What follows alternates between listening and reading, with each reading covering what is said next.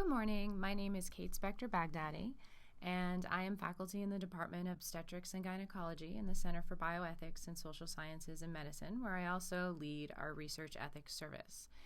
Today we're going to be talking about a topic that is near and dear to many of us because it's something that we all have to do to get promoted and to get tenure, which is publication ethics. And we're going to be focusing on three main areas that we often get consulted on in research ethics and when I'm teaching courses, specifically authorship disputes, how to recognize and respond to predatory publications, as well as how to do peer review. So as a general overview, challenges with authorship and other types of publication ethics are common across all of the schools at the University of Michigan and seniority, honestly. Whether you're a fellow, a student, or one of the most senior people, as you'll see from some of our examples, publication ethics can be an issue. Three of the main ones, as I mentioned, that we're going to cover are authorship, predatory publications, and peer review. So getting started first with authorship. Not always a love story. So there are several best practices that have been put out by the International Committee of Medical Journal Editors.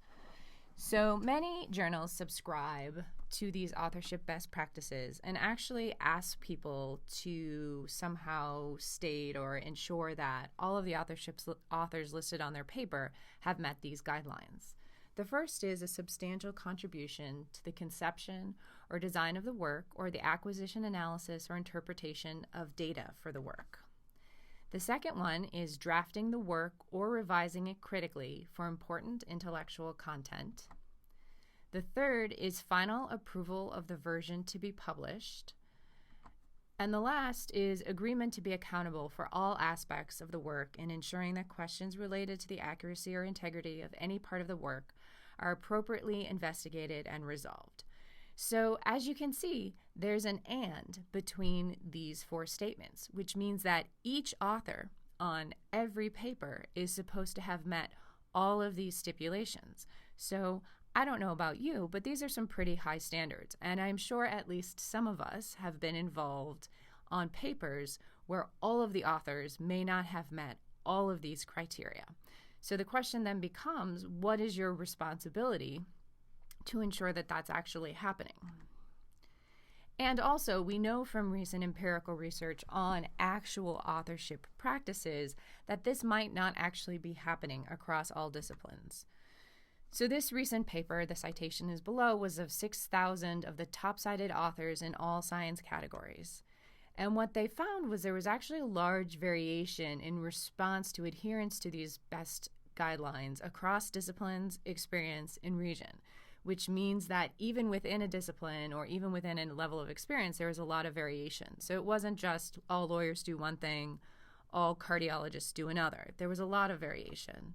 And while the majority of the survey respondents agreed that the authorship requirements put out by professional best practice guidelines people who met those certainly deserved authorship status, what they also reported was that thousands actually believe that other kinds of contributions that are not recognized, like the supervision of a paper or simply adding comments to the paper, also deserved authorship.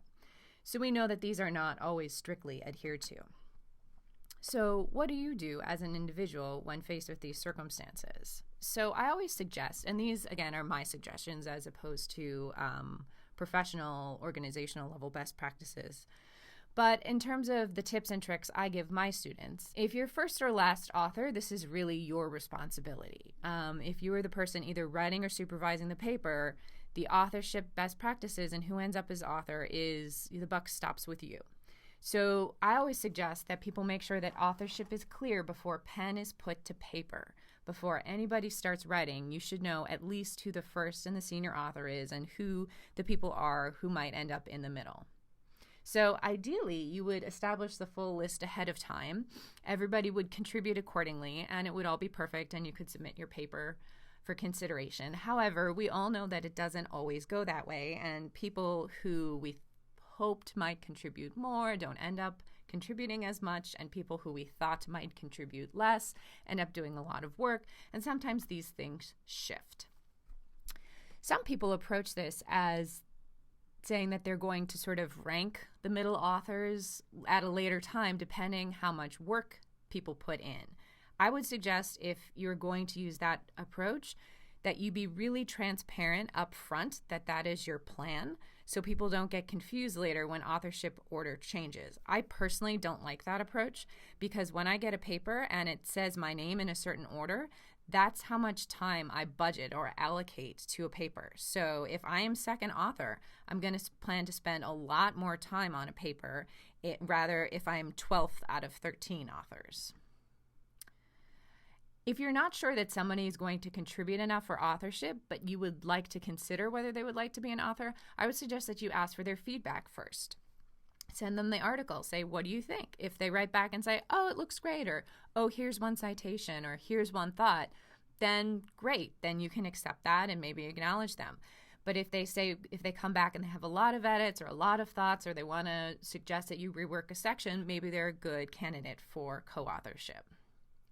And if there are changes in authorship, please always note when they occur and be transparent regarding why. Don't just change the order of your authors and send it out and expect people not to be grumpy with you.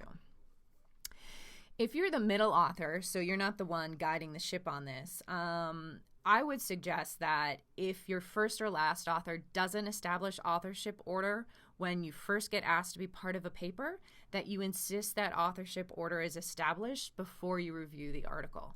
So that certainly has happened to me when I got sent a paper from a student, as an example, who's being supervised by a very senior person, and no one had read the article before the student sent it to me, and the student said, oh, Mr. Senior Author would like you to be the first person to take the crack at the paper. And I was like, well, yes, I could see where Mr. Senior Author would like me to be the first person to take the crack at the student-written paper. But I would actually like to know where I am in authorship order to ensure that I contribute what is expected of me.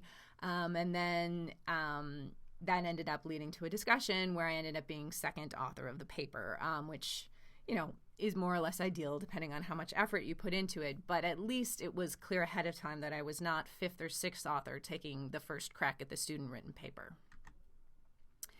And last, please, please, please make sure everyone is aware of the authorship order before it gets accepted by the highly prestigious journal. That is not a good time after the New England Journal accepts your article to renegotiate authorship order.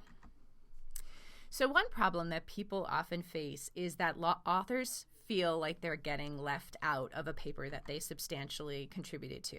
So our first rule is that you're not supposed to intentionally off your authors by keeping them out of the best authorship practice guidelines. So as an example, if they met the criteria where people helped you conceptualize or design the research, don't deny them the opportunity to help draft or revise or approve the article in an attempt to keep them from meeting the authorship practice. That's not generally considered ethical and is a good way to build bad blood with your colleagues. Another thing that often comes up is sort of the difference between plagiarism and an authorship dispute. And these are not perfect definitions, but generally the difference is considered, plagiarism is considered the theft or misappropriation of intellectual property and the substantial unattributed textual copying of another's work. So these are the definitions from the Office of Research Integrity. So the Office of Research Integrity is talking about the completely unauthorized use of ideas or unique methods obtained by a privileged communication. So I generally think of plagiarism as something that happens between two strangers, something you found online, something that was published, somebody that you don't have a working relationship with. On the other hand, an authorship dispute is something more like you used to work together, but you don't work together anymore. You may have generated the data together. You may have done some work together. People who know each other, people who have a pre-established relationship with each other and can't decide who should be an author or what order the authors should be in. The difference between these two things is critically important because the plagiarism is a violation of the Office of Research Integrity's regulations. So you can actually get in trouble with the federal government if you're using federal funding and you commit an act of plagiarism. But the Office of Research Integrity considers an authorship dispute outside the scope of what they do. And so we're going to talk a little bit more about how this can play out, but the difference between plagiarism and authorship is really important, but the definitions are kind of fuzzy. So a second problem that people sometimes face is when to acknowledge their contributors and how to acknowledge them. So some best practice recommendations from ICMJE are that if the contributors do not meet all 4 criteria that we discussed before for authorship, you should acknowledge them, particularly if they helped you acquire the funding, if they perform general supervision of your research group. So remember before when we were talking about the PLOS One article that a lot of researchers actually feel like general supervision deserves authorship, but ICMJE says that general supervision only deserves acknowledgement. General administrative support and writing assistance, technical editing or language, as well as editing and proofreading. So those are their recommendations for when somebody should be acknowledged. Although know that journals are also sort of their own separate entity in all of this, and journals often have their own standards which might or might not align with best practice recommendations. I submit to and hope to publish in the future at some point with genetics and medicine. And under their recommendations for acknowledgements, they say that they want people acknowledged if they have made substantial contributions. You have to enclose written permission. So more and more journals are actually requiring that you enclose written permission, or at least you have written permission from the people you acknowledge, because there's some sort of assumption built in that if you're acknowledging people, there's some sort of tacit authorization of the content. I think that that's a little bit different over different disciplines, but many journals will actually require that you have some sort of permission in your email system. I've done this before where I've emailed colleagues and I'm like, hey, do you mind if I thank you for your contributions in JAMA Oncology? And sometimes some of my friends write back and they're like, well, of course you effing can. Why the heck wouldn't I? And I'm like, oh gosh, no, I need something that I can actually send to the journal. Could we do that again? So yes, all right, that's best practice to make sure that you have that somewhere cleanly responded to in your inbox. But also notice that for genetics and medicine, they say that you should not acknowledge the non-scientific assistance like manuscript preparation or secretarial help, whereas the best practice recommendations suggested that we should. So this is not a perfect science. As an example, we're now going to talk about when things go awry, which I certainly hope that they never will for you, but just in case, it's good to go through some examples of when things might go awry. So here is a very recent example of a very famous health service researcher, Gilbert Welch, who was a health policy researcher at Dartmouth. And the article in question is one that came out in 2016 in the New England Journal of Medicine about breast cancer tumor size, overdiagnosis, and mammography screening. This article was ranked in the top 1% of publications in its field for 2016, so not only was it published in the New England Journal of Medicine, but it was a really big deal. So just as sort of the briefest overview, so I'm not a doctor, I don't do this kind of science, but a briefest overview of what the point of this paper was that his team was attempting to measure when this universal mammography screening suggestions were put out, whether it actually reduced women's risk of breast cancer or whether it just reduced women's risk of having small tumors that would grow to slightly larger tumors but never result in cancer. And what they found was that although the rate of detection of large tumors fell after the introduction of screening mammography, which means that they were catching tumors when they were smaller and taking them out, the more favorable size distribution was primarily the result of the additional detection of small tumors. Women were more likely to have breast cancer that was overdiagnosed, so people were taking out tumors that would not have eventually led to cancer, than to have earlier detection of a tumor that was destined to become large. The reduction in breast cancer mortality after the implementation of screening mammography was predominantly the result of improved systemic therapy. So they're actually finding that these universal screening recommendations didn't reduce the risk of cancer, it just increased your risk of having an unnecessary tumor taken out. So as you can imagine, this was a really important paper. So we have two gentlemen who are also working in the field who were also sort of involved in this kind of research. And I'm going to first state the facts according to these gentlemen, and then I'm going to state the facts according to Professor Welch. And know that I don't have any personal knowledge of what happened in this case. I'm just sort of reporting the two sides of the story.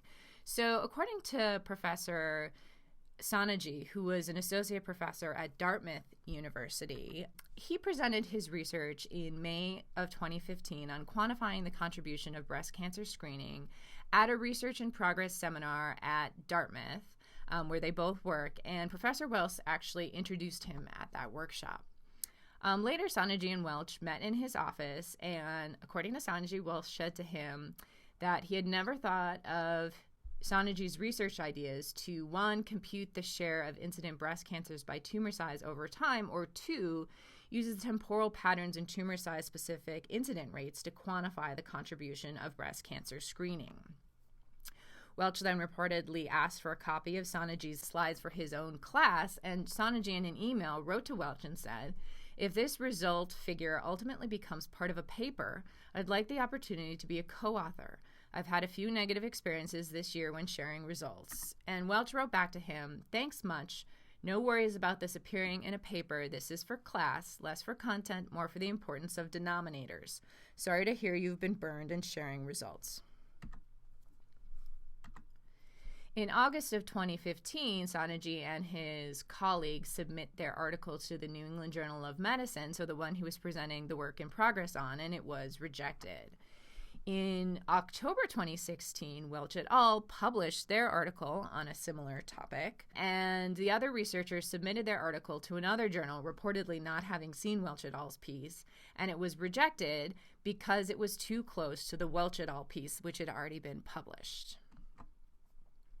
So Sonagy, when he's talking about, retrospectively, about his later decision to pursue plagiarism and authorship dispute charges against Welch, he says, "Of course, it was a difficult decision to make such a serious allegation against a colleague, and making such an allegation can come at a personal and professional cost, especially since we were both untenured assistant professors at the time. However, we believe the risk to the ethical conduct of science is greater than any risks we face." So that was their side of the story. These are the facts according to Welch. So Welch admits that he asked for and received the slide from Sonagy, but that he noticed several errors in the way that Sonagy had done his statistics and math. He says that he reached back out to Sonagy to see if he wanted to improve the analysis, but that Sonagy didn't seem interested in working with him. So Welch corrected the errors and created his own figure. And in an email, he said, ironically, Sonagy's figure's biggest influence was simply because I realized that it contained errors. That is what drove me to look directly at the data myself. The slide was a product of ideas and methods I've been using for decades, ideas and methods that are the result of influences that many others have had on my career. All of the analyses, all of the figures, and all of the writing in the article are my co-authors and mine. The dispute is about the origin of the idea, not about the validity of the work. So Welch's point is, listen, this is a plagiarism authorship dispute. This is not a data falsification, fabrication, or error dispute. But I still think that there's an important open question on whether if somebody conceptualizes of an idea, you improve upon it. Allegedly, there was some sort of conversation of, do you want to work with me? And Sonagy said no, whether that counts as plagiarism or an authorship dispute. So Sonagy and his colleague complained to Dartmouth formally, and Dartmouth conducted an investigation and later found that the investigative committee found that Professor Welch had, quote, engaged in research misconduct, namely plagiarism, by knowingly, intentionally, or recklessly appropriating the ideas, processes, results, or words of complainants without giving them appropriate credit, and that these actions represent a significant departure from accepted practices of the relevant research community. So that's the standard you have to apply when trying to figure out whether somebody committed plagiarism. You're not supposed to have done it mistakenly. It needs to be something that's done knowingly, intentionally, or recklessly. And recklessly means that you either knew or you should have known that it was plagiarism. Interestingly, as often happens, journals get involved because journals are the ones that publish paper, and they also have a vested interest in their articles not being either corrected or retracted, because that can imply some sort of deficit in the peer review process. So when the New England Journal of Medicine got this letter from the provost, either requesting a correction or retraction of the article, the New England Journal came back and said, "Our opinion in this matter, which is concordant with that of the United States Office of Research Integrity, is that this is an authorship dispute. This is not plagiarism. This is about authorship. The complainant party in this matter claims that he was not given adequate recognition for his contribution to the work we published. We do not deem this sufficient grounds for retraction of the article of which Professor Welch is the corresponding author." So the journal itself, and this sometimes happens, this happens even when the federal government, even when the Office of Research Integrity itself requests that an author request the correction or retraction of an article. The government, Dartmouth University, can't make the journal do something that the journal doesn't want to do. The journal is its own independent entity. And so in this case, the New England Journal of Medicine said, "Thank you for the information, but we choose not to retract this article because this is an authorship dispute." Professor Welch ultimately resigned from his position at Dartmouth, and in his resignation email, he said, "I cannot in good conscience accept the demand that I make the complainant an author, much less the demand that I make him the first author. Doing so requires that I falsely attest that he meets the requirements of authorship, namely that he materially participated in the work and is able to defend it. Much as I have enjoyed working at Dartmouth, I am not willing to falsely attest to anything simply to stay here." So this is a really interesting tension. So according to this email, and again, I don't have independent knowledge of this, but according to his resignation email, which later became public, Dartmouth told him that not only did he have to make Sonnegy an author, but he had to make him the first author on a manuscript that he hadn't written a word of, but potentially and arguably had conceptualized. And the email goes on, "I am saddened to say that I am resigning from Dartmouth. I feel that I can no longer participate in the research misconduct process against me, as I fear my participation only serves to validate it." So that is an interesting case study. I do not know that I have the perfect answer to it, except for to warn you that that is possibly what can go awry in these things. And I think certainly Professor Welch, certainly everybody regrets the situation that they found themselves in, Professor Welch included, and obviously I cannot speak for him that he wished that some things had gone differently, but given that he felt forced to resign for the institution, I would imagine that there potentially were things that people could have done differently on both sides that might have avoided that situation. And certainly we want you to avoid that situation. So where do you go for help? At the University of Michigan, through the Office of Regulatory Affairs, if you're having a problem with an authorship dispute with your colleagues, there is actually an independent 3-faculty panel where you can both submit your cases to.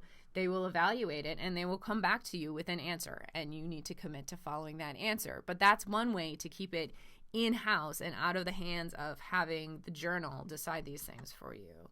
Because journals are not likely to hold your hand and hand you tissues as you and your colleagues argue about what order authorship should be. They are likely either to not publish the article in the first place, or if the dispute comes to light later, they're possibly going to just retract the article if you can't decide on a correction with authorship order.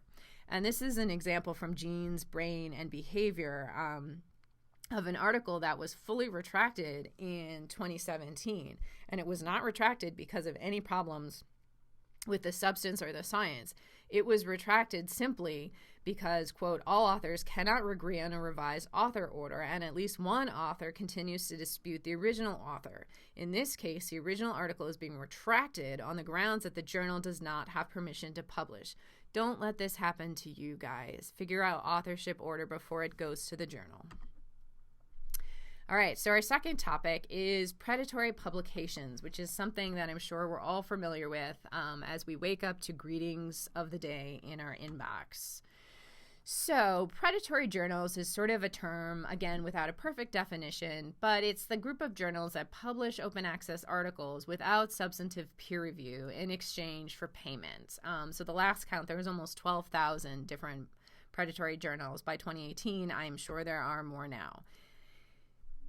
There are some serious impacts that predatory journals and publishing in predatory journals can have. So, for example, it can really result in substandard scientific publications entering the mainstream because science that hasn't been reviewed by peers is able to be published. And often, if not always, I really do get comments from peer reviewers that are very helpful.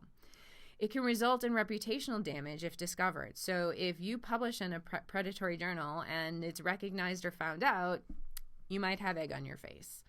It harms real medical journals because people who either intentionally or unintentionally are publishing in these journals are not otherwise submitting to real medical journals, and it can harm other researchers.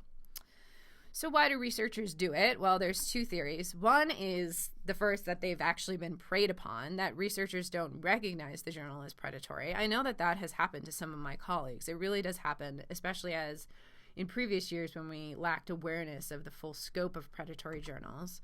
But also the other argument is that some researchers actually do it fraudulently. They know perfectly well that it's a predatory journal and they need to get in there however many number of articles they have to publish before tenure, and they do it intentionally, either because they're compensated for article publications by their institution. So the University of Michigan doesn't do this quite so clearly tit for tat across departments, but there are some institutions that will literally pay you, for example, $5,000 for each publication. Or they receive professional advancements like promotion or tenure based on the number of articles they publish, which is a pretty common practice. So what do we do? So there was a pretty famous librarian named Jeffrey Beall who had maintained, starting in 2012, a list of high likelihood predatory publishers, and he maintained it on a personal website. And then universities, in response to this list, they were like, oh, this is a great resource. We don't have to pay attention to who's predatory or not. We're just not going to give you academic credit for a journal on the list. So as you can imagine, first, this frustrated some journals because some journals saw themselves as non-predatory and were unfairly being caught up in this. And another criticism that had been levied against Mr. Beall was that he was really also against the open access movement. And some of his language was slightly inflammatory. So this is an example of a quote from one of his articles. Librarianship slavishly follows political correctness and trendiness, so it's no surprise that the profession fell in line with the open access social movement and attacked those seeking to tell the truth about it.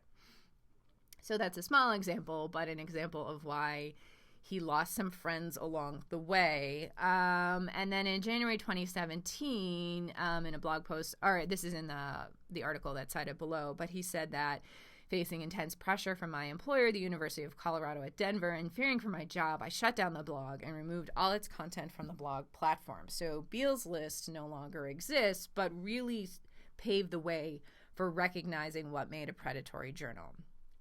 So now that Beall's list doesn't exist anymore, what do you do when you need to recognize when a journal is predatory? So certainly when you wake up in the morning and you have all those emails that are misspelled and, call me Mrs. Professor, Dr., Masters of Bioethics, that's a good sign that it's not a good journal. But some other things to look out for. So first, there's a fee for publication for open access. This is tough because some very reputable journals also charge a fee for publication for open access, but there's almost always a fee involved in these journals. A second is the promise or the actual rapid turnaround with little or no peer review. So say we can accept your article within several hours. We'll accept your article within a week. We guarantee acceptance of your article. That's the opposite of the point of peer review. The journal name is very similar, but usually not the same as a reputable journal. So instead of the New England Journal of Medicine, it's the New English Journal of Medicine. I'm making this up, but something like that. But although unfortunately some of them actually also use the same name as a reputable journal, so you have to dig further.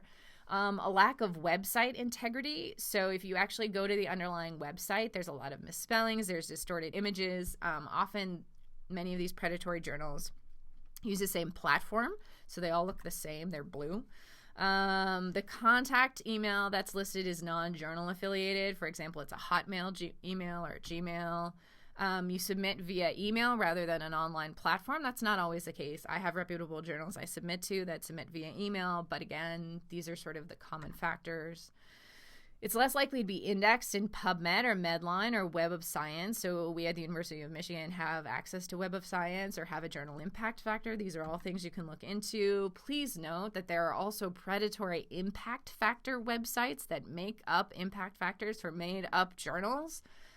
So go to PubMed, go to Medline, go to Web of Science. There's no editorial board or editor-in-chief. There is a total absence of policies. And there's potentially few or no previous issues. So those are all kinds of things that you can look for when you're trying to figure out whether a journal is predatory. What are the solutions to this problem? So from the institute, so before I was talking about potential individual solutions, what you should be looking for as an individual, but what can we be doing better as an institution? Well, one, we can do things like this. We can train you on ways to look for predatory journals and publications and what to do if you get them. Two, and there's been some progress with that at the University of Michigan, we can reward the quality of publication as opposed to the raw number.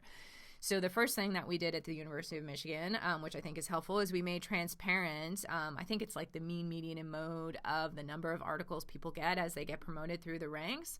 But know that it's not necessarily a raw number. It's not that once you get your 35 publications and your RO1, you're automatically at tenure. It's not just a raw number. The quality also matters.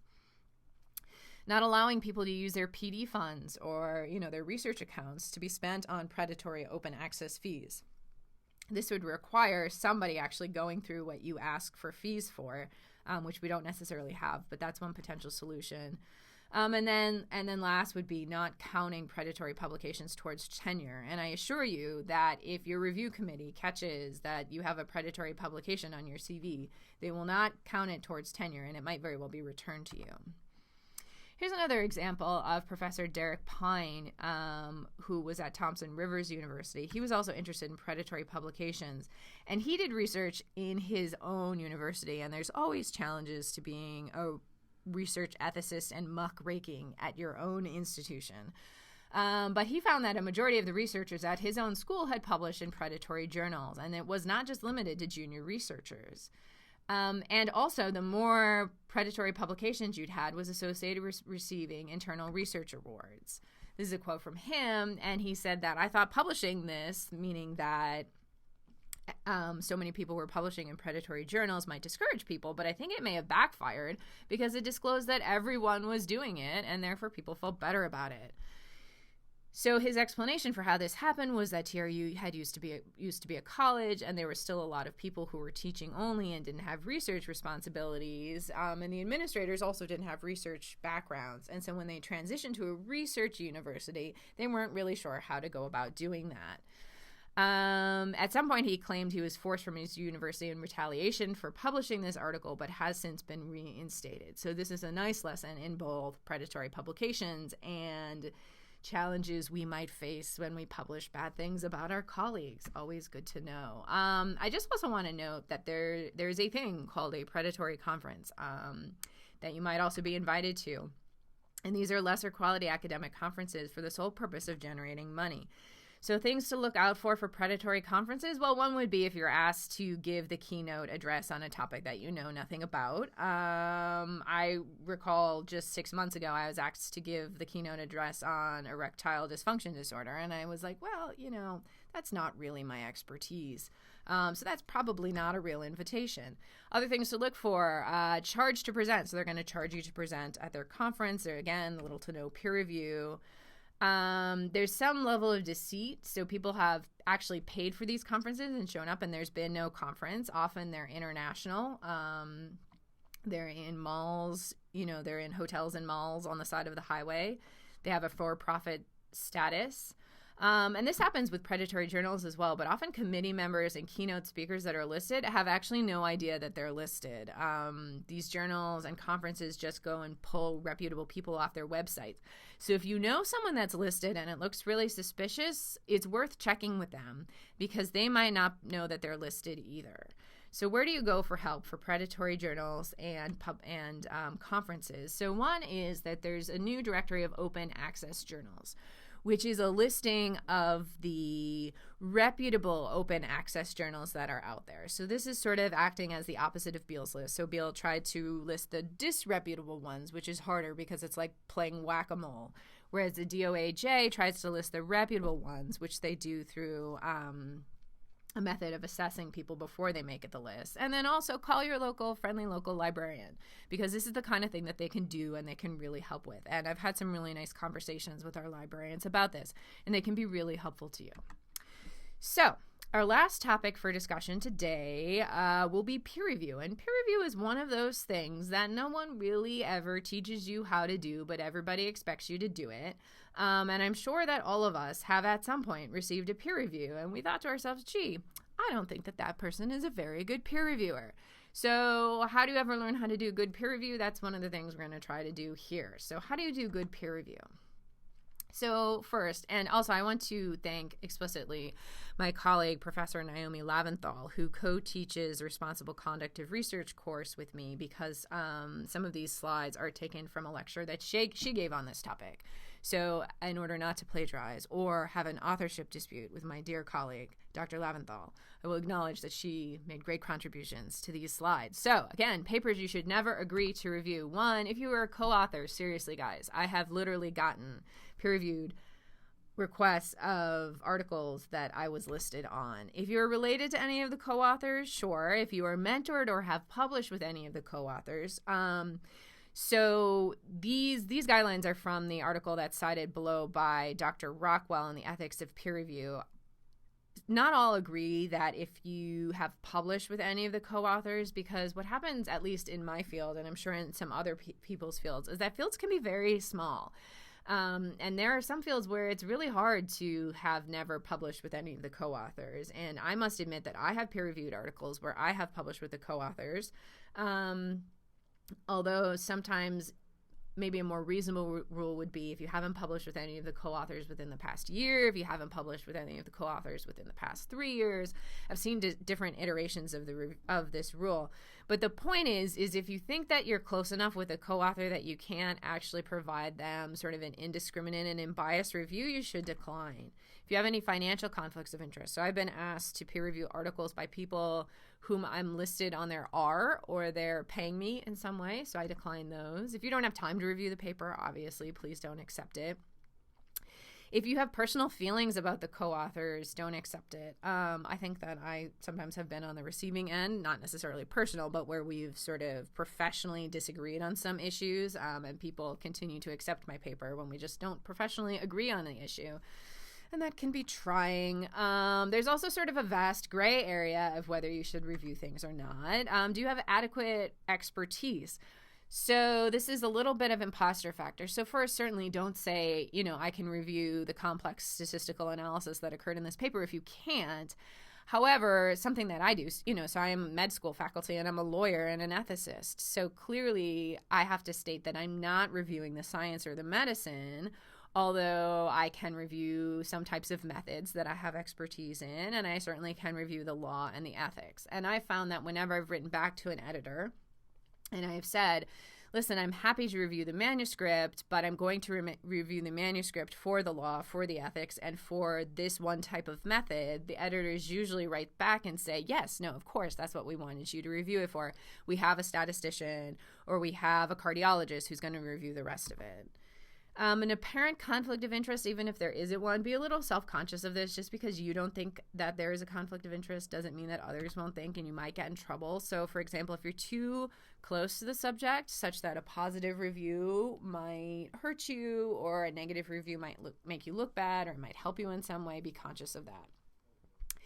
But in terms of the bottom line, the reviewer themselves is usually the only person who's able to identify or think about their own potential conflict of interest, and that's you.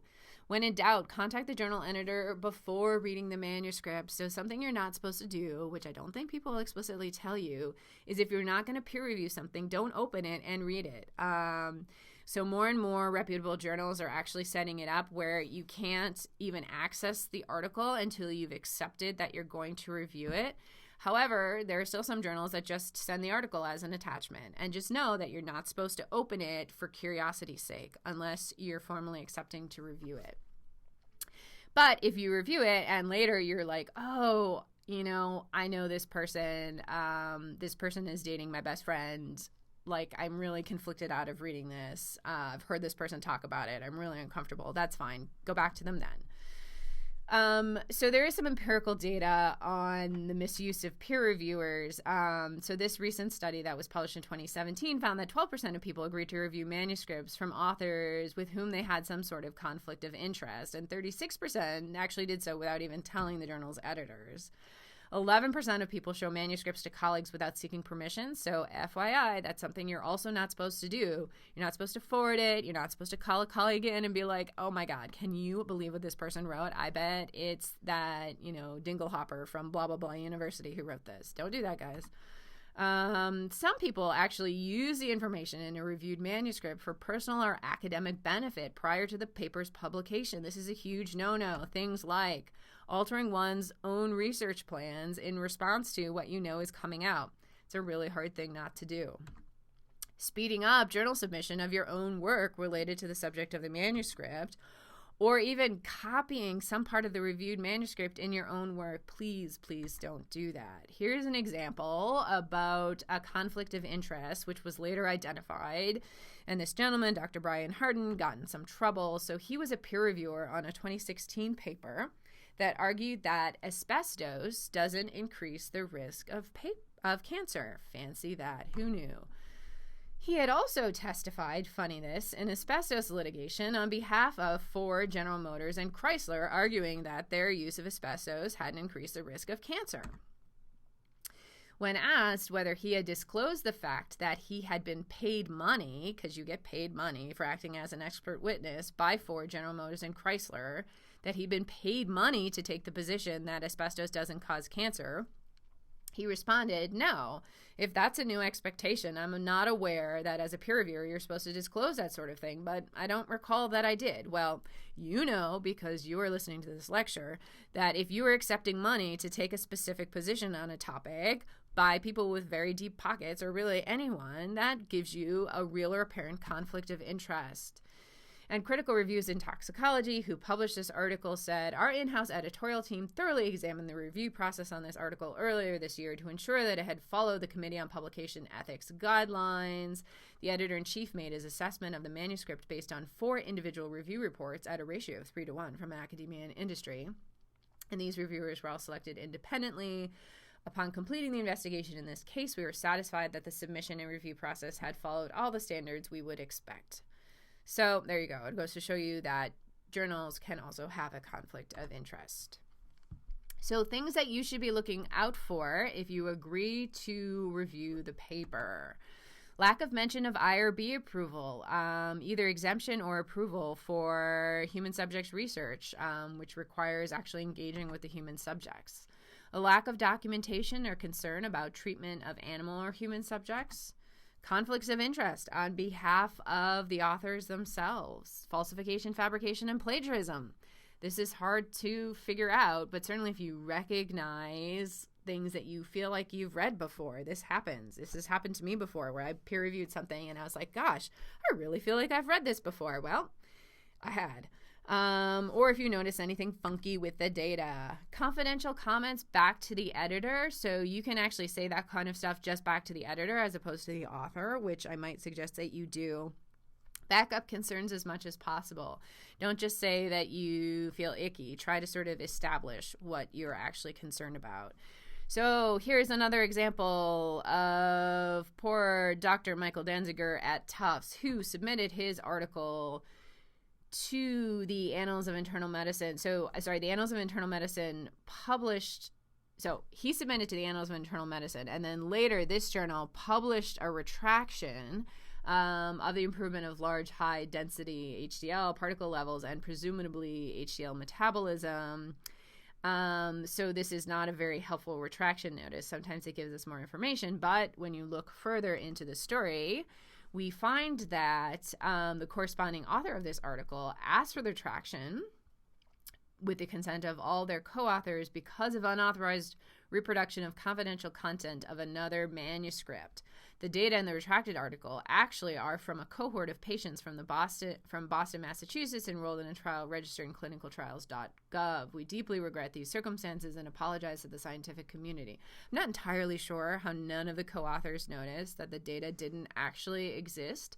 I would argue that this also means that they weren't doing their due diligence in engaging in authorship of the article. But what had happened was our dear friend Dr. Danziger had submitted his manuscript for review, and the peer reviewer had just up and stolen his manuscript. And so he sort of did the interesting response where he asked the journal to publish his response to not only is this a violation of research integrity, but what they stole from him.